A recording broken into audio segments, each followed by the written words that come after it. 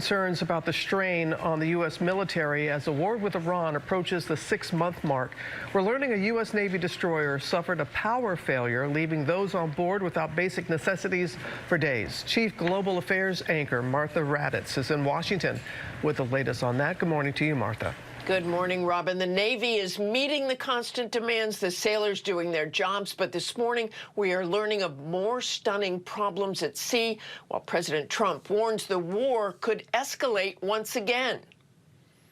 This morning, President Trump digging in, threatening more action in the Strait of Hormuz despite growing strains on the U.S. military, with new revelations this morning about troubles on another warship. In the South China Sea last month, the Navy confirms a power failure aboard the USS Benfold left sailors without potable water, working toilets, or air conditioning for 4 days. Tugboats had to tow the Benfold to the Philippines, where sailors were provided food and lodging while the destroyer was repaired.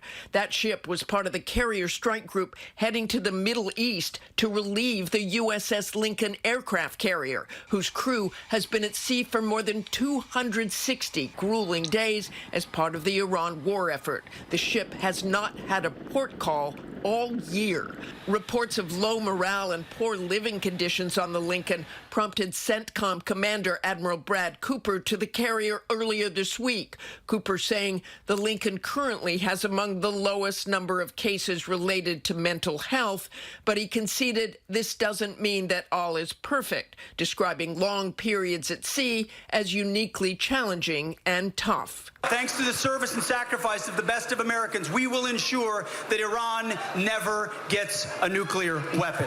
Defense Secretary Pete Hegseth, whose role is traditionally non-political, was on the campaign trail in Iowa Tuesday, where he tried to gin up support for his proposed $1.5 trillion Pentagon budget. But nearly 6 months after the U.S. and Israel launched strikes against Tehran, a new poll shows a majority of Americans disapprove of the strikes against the regime, with 80% of Americans now fearing the war will go on for an extended period of time.